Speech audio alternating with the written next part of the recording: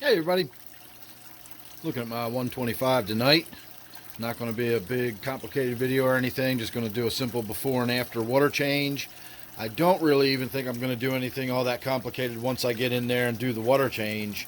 I'm not going to worry about trimming up the plants or anything like that. I really don't have a lot of time tonight. It's already getting kind of late. So my main goal is just to swap out some old water for some new water and get the glass all nice and wiped down while I'm in there. So I'm going to get to it. If anything happens while I'm in there, I'll go ahead and get that on video. Otherwise, we'll just have a little look at the tank and a chat about it once I'm done putting everything back together. So we're going to call this part your before. And there's your after. So I did exactly what I said I was going to do while I was in there. I wiped the glass down. And I did a pretty big water change. In fact, I shot a little bit of video while I was in there to give everybody a look at how much water I actually removed. So let's go ahead and have a look at that. Alright, we are still draining, but this is more or less where we're going to turn it around and start filling it back up. I just wanted to give everybody a look at just how much water I actually took out of the tank and give everybody an idea what the tank actually looks like when it's not full of water, and just how much java and bushy green we've got going on in there. It's a lot.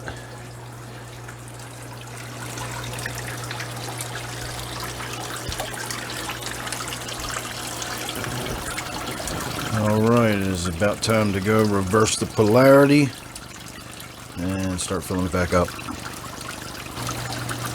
So you can see I did remove a lot of water, but that was it. I wiped the glass down, removed a bunch of water, and then filled it back up.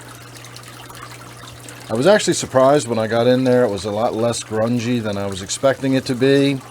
And I did a test on the nitrates after I was finished, and it actually turned out to be quite a lot less than I was expecting it to be. I know that's a really hard way of telling what that looks like, but to me, in the other room, against the chart, it looked like it was somewhere between 10 and 20 parts per million. And again, that is after the water change. So that's a lot lower than I was expecting it to be.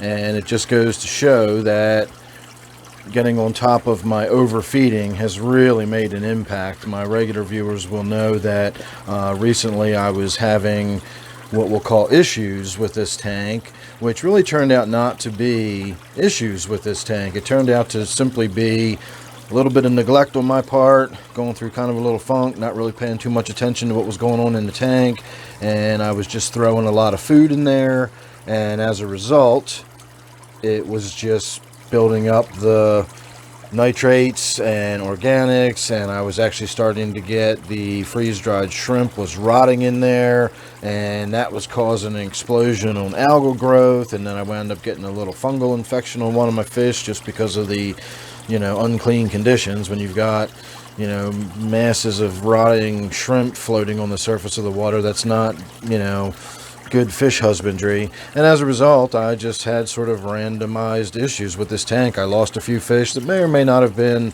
directly related to that. I certainly would probably say it contributed to it. It's it's never good to have fish living in conditions like that, but just a little bit of getting back on my game, paying a little more attention to the tank, and everything is fine again. So as I said, or may have said, I can't remember, before we started the water change, that as green as the glass looked and as much as it looked like a swamp in there, that was just algae growing on the glass. The water itself was fine and not really that urgently in need of any kind of water change. I just wanted to get in there and do it because it was getting kind of tea stained, and I wanted to brighten the tank up a little bit, and I really wanted to get in there and give the glass a good wipe down. So if I'm going to go ahead and throw the siphon hose in there and let some water start draining out of it, why not just go for it? I should also point out, if you are not familiar with my water and all that, I have well water,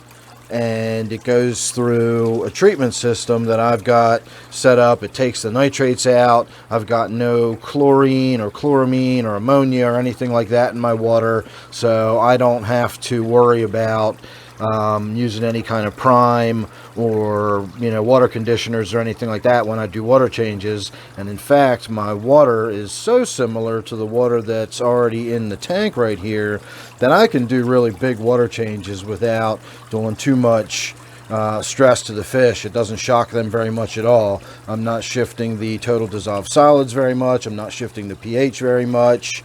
You know, those are the important things. A lot of people worry about shifting the temperature in the tank when they do a water change. You can be pretty, you know, sloppy with your actual water temperature as you do a water change. If you go 2, 3, 4 degrees difference, you're not really going to do a whole lot to that fish. You don't want to go, you know, I'd say you don't want to go more than 5 or 6 degrees. I think by 10 degrees you might actually start shocking the fish a little bit. But 10 degrees is a pretty significant change in water temperature for a water change. The more important things to worry about is stuff like water hardness, total dissolved solids, pH. You know, the pH in particular. If you shift the pH a lot, that can really shock the fish. And in my case, I don't. So again, I can do these fairly large water changes without having to really worry about it. So there you go, just a look at my 125. I'm kind of regretting now putting that really bright rock in there. In fact, it's not really that bright. If you saw this tank as I put it together, in fact, if you go way back on the 125 playlist, you will probably see videos of me putting this tank together. But if you are familiar at all with my Pretty Boy videos, you'll know that there's a very sort of distinct feel to what I think of as the bones of the earth around here, and this, believe it or not, really does sort of represent it. You've got some smaller rocks that build up into a larger rock here, and then the rocks that are angled this way are actually a different type of rock, but all these rocks are the same type of rock. And the only reason it glares so brightly right there is because it's sitting right under that spotlight that shines straight down on it, and that is a spotlight, not a floodlight. I've got one on either end of the tank, but that one sort of gets diffused through the plants. It really does put a lot of light in there, but it puts it in that one spot right at the end. And then through the middle of the tank, I have a big LED shop light. So this whole middle section here is one big 4-foot shop light. So there you go, there's my 125 after it got cleaned up a little bit. And again, we did nothing more than wipe the glass down and put a little bit of fresh water in there, and it looks that good now. So thanks for watching. I hope you enjoyed. Make sure you are subscribed. And then don't forget, of course, this is my 125. So thanks again. I'll see you real soon in the next one.